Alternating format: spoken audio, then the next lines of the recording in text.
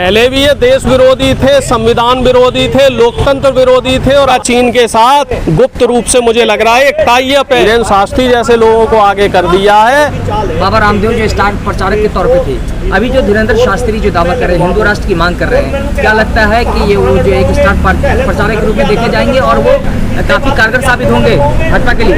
देखो साहब, एक चीज आप ये समझ लो कि 10 साल पहले जब मोदी जी ने या बीजेपी ने चुनाव प्रचार शुरू किया था, उस समय के मुद्दे क्या थे। अब चूंकि उन मुद्दों में वो पूरी तरीके से खरे नहीं उतरे, फ्रंट फेस इन्होंने रामदेव बाबा को और अन्ना हजारे को रखा था। अब चूंकि खरे नहीं उतरे तो अन्ना हजारे और रामदेव जी जैसे लोग क्या मुंह दिखाएंगे जनता को। इस वजह से ये नया चेहरा लेके आए हैं, लेकिन अंदर सामान वही है इनके। पहले भी ये देश विरोधी थे, संविधान विरोधी थे, लोकतंत्र विरोधी थे और अब भी जो इनकी जो अंदर से जो आत्मा है वो देश विरोधी ही आत्मा है। बस सिर्फ इन्होंने आडंबर के रूप में धीरेन्द्र शास्त्री जैसे लोगों को आगे कर दिया है, लेकिन प्रदेश की जनता और देश की जनता इनकी सारी बातों को समझ रही है।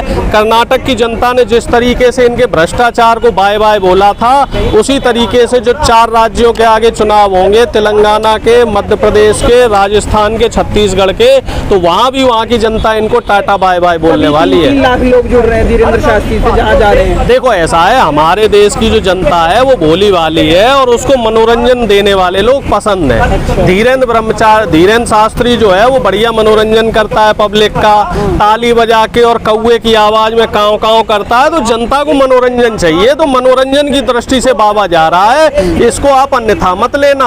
और बाबा जो है जहाँ जहाँ जाता है वह सत्यानाश करता है। पूछो कैसे।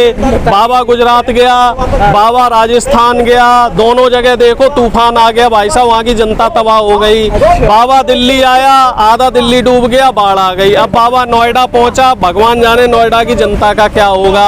नोएडा की जनता समझे और आगे जहां जहां बाबा जाएगा वहां वहां सत्यानाशी करेगा। ये बाबा सत्यानाशी बाबा है। इस बाबा की जो आत्मा है ना, आत्मा में इस बाबा के पाप है, इस बाबा के आत्मा में जो है खोट है। हिंदू राष्ट्र नहीं बनाना चाह रहा, ये देश को तोड़ना चाह रहा है, जाति के नाम पे, धर्म के नाम पे, संप्रदाय के नाम पे। इस बात को देश की जनता समझ रही है और मैं आपको आश्वस्त कर रहा हूं, मैं इस देश की जनता को समझता हूं। काठ की हांडी एक ही बार चढ़ती है और यहाँ तो बीजेपी की जो काठ की हांडी है 2-2 बार चढ़ गई, अब इससे ज्यादा नहीं चढ़ेगी। मोदी जी कितना भी झूठ बोल ले, चाहे धीरेन्द्र शास्त्री कितना झूठ बोल ले, जनता सब समझ रही है कि ये लोग ना तो रोजगार देने में सफल रहे, ना ये लोग महंगाई कम करने में सफल रहे। टमाटर 200 रुपए से ऊपर हो गया, उस पे बाबा नहीं बोल रहा, बाबा महंगाई पे मां नहीं बोल रहा। सब्जियों के जो दाम बढ़ रहे हैं उस पे बाबा कुछ बोलेगा? ये बताओ, हमें कैसा हिंदू राष्ट्र चाहिए जहां टमाटर जो है 400 रुपए किलो बिके।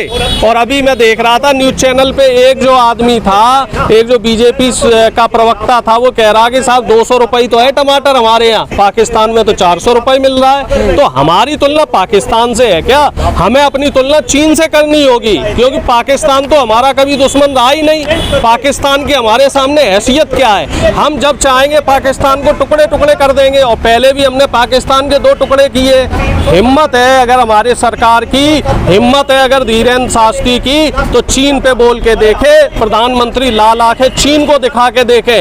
अरे चीन ने म्यांमार से लेके, भूटान से लेके, नेपाल से लेके, पाकिस्तान से लेके श्रीलंका तक चारों तरफ से घेरेबंदी कर ली है और चीन जो है हमारा असली दुश्मन है। तो सरकार को चीन पे बात करनी चाहिए। सरकार चीन पे बात नहीं करेगी क्योंकि सरकार चीन से डरी हुई है। सरकार जो है इस समय जनता को सिर्फ हिंदू मुस्लिम में फंसाए रहना चाहती है।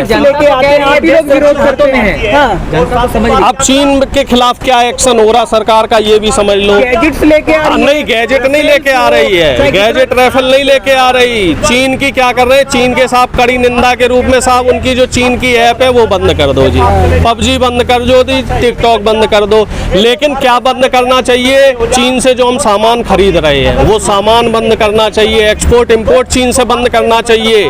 चीन से जो सामान आ रहा है अगर वो बंद हो जाए तो हमारे देश में जो बेरोजगारी है और जो महंगाई है वो काफ़ी हद तक कम हो जाएगी। हमारे देश की बहुत सारी समस्याएं खत्म हो जाएंगी।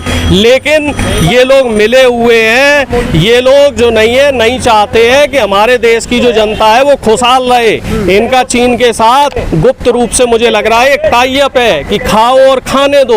उधर चीन को ये मजबूत कर रहे हैं, चीन की कंपनियों को यहाँ परमिशन दे रहे हैं और दिखाने भर के लिए कह रहे हैं कि नहीं साहब, चीन से हमारा जो है कोई नाता नहीं है, हमने चीन को लाल आंखें दिखा दी, भाई हमारे गले से नहीं उतरता। और असली दुश्मन जो है हमारा, असली दुश्मन को सरकार को समझना होगा, सरकार को पहचानना होगा और इस तरह के पाखंडी बाबाओं को हमारे देश की जनता को बहिष्कार करना होगा, जो देश की जनता को भड़काने का काम करते हैं, यूसीसी के नाम पे भड़काने का काम करते हैं। अरे मैं आपके चैनल के माध्यम से सरकार से एक सवाल करना चाहता हूँ कि यूसीसी से किसे नुकसान होगा? मुसलमानों को नुकसान नहीं होगा, क्योंकि कोई भी मुसलमान सरकारी नौकरी में नहीं है, कोई भी मुसलमान इतना बड़ा जमींदार नहीं है। जमीनें किसकी जाएंगी? दलितों की, आदिवासियों की जमीनें जाएंगी, जिन्हें विशेष अधिकार संविधान के तहत दिया हुआ है। असली चोट जो है ये वो यहाँ के जो मूल निवासी हैं, पिछड़े दलित और आदिवासी, सरकार उन पे असली निशाना बनाना चाह रही है।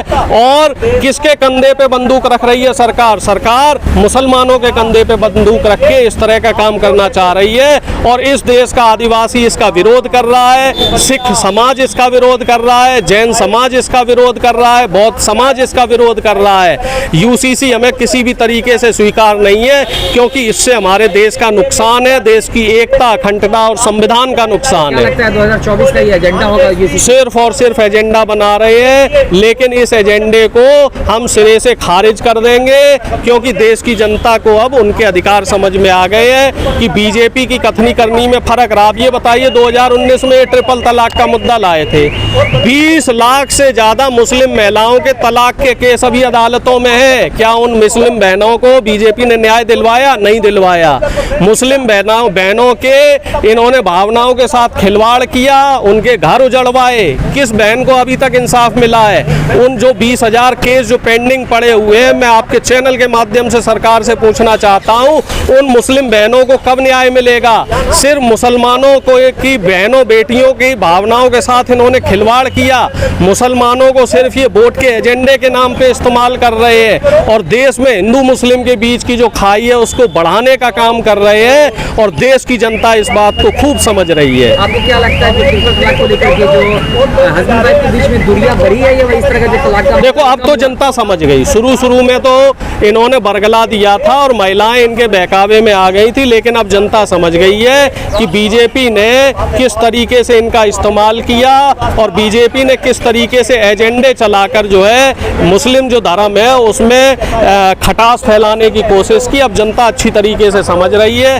अब कम से कम जो है इस देश की जो जनता है वो इनके बहकावे में नहीं आने वाली। क्या लगता है 2024 में आखिरी सवाल क्या मुद्दा होगा? 2024 में मोदी जी की तरफ से चाहे कोई भी मुद्दा हो, लेकिन हमारी तरफ से जो मुद्दा होगा वो 2014 वाला होगा। हम सरकार से सवाल करेंगे, महंगाई कम हुई, भ्रष्टाचार कम हुआ, क्या बेरोजगारी कम हुई, क्या जातिगत जनगणना हुई, क्या इस देश में जो मूल निवासी हैं यहाँ के दलित, शोषित, वंचित, उनको उनके अधिकार मिले नहीं मिले? और सरकार जो है इन्हीं मुद्दों पे जाएगी।